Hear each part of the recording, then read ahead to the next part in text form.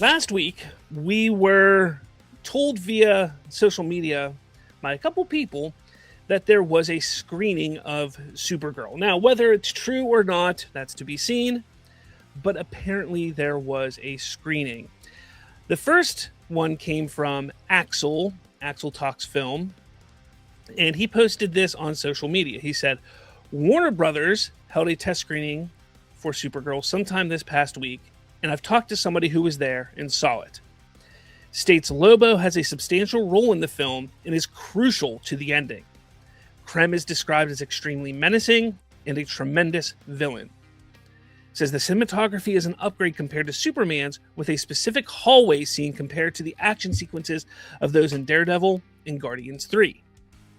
It says it's much darker and serious in tone than Superman, with the human trafficking and violence being prominent.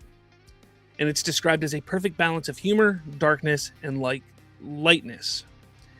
And Axel says, and as obvious it is, Lobo is very much in the future plans going past Supergirl. They know what they have in Momoa. Playing this character and hearing this confirms that even further. So that came from Axel. And some people, you would take that and say, okay, just some random person maybe. Like, does he actually know somebody? Again, whether you follow the person or not, whether you understand what they say or not, whether you believe what they say or not, taking the word of just one person is never a good thing when you're talking about the pop culture and the film realm, because people love to try and get that clout, love to try and get that notoriety. And this could have been, I'm not saying it's false, I'm just saying when I saw this, I said, okay, that's interesting, but I'd like to hear from other people. But then you have Cryptic HD Quality, who shared it and says the screening was today, actually, unless there was another secret one earlier on. All this lines up, though. The only difference is both my sources didn't like Krem and thought he was lame and underwhelming. I couldn't find the other post, but there was another post that I saw as well that stated that from the screening, people stated that the film felt like Guardians of the Galaxy, Man of Steel, and a few other films as well. That's fine. You know, again, this excites me. I think for me, I'm excited to see and hear that Lobo has a substantial role in the film. Momoa is a great actor. I actually just watched The Wrecking Crew the other day. Him and Batista were fantastic in that film. It was a lot of fun, but it just showed me how fun Jason Momoa can be on screen if he's given a role that he really loves.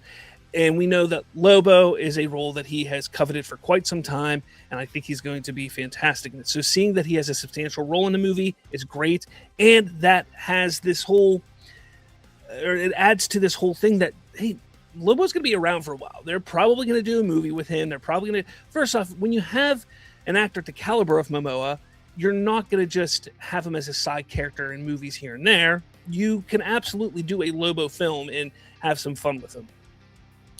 The Krem stuff, we're hearing multiple things. I've heard some things that he's not that great of a villain. I think you've all heard that as well. And then here saying that Krem is menacing and a tremendous villain. I think it's probably going to be one of those things where it's in the middle.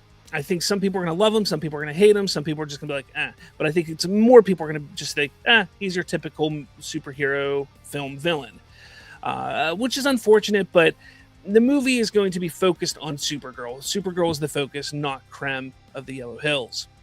The cinematography is an upgrade, which absolutely should be.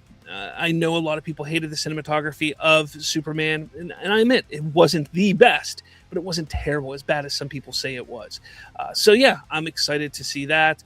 It says the action sequences are like Daredevil and Guardians 3, which is a lot of fun when it comes to a specific hallway scene. And they say it's much darker and serious in tone than Superman, which was to be expected when you take a look at the inspiration for this movie. You know, the story of Woman of Tomorrow. That story is more dark. It is not as lighthearted as other comic book stories. Now, that doesn't mean you can't put some levity in it. That doesn't mean that the ending, which is fantastic, isn't very hopeful and inspiring. But the majority of the film makes sense that it's going to be dark.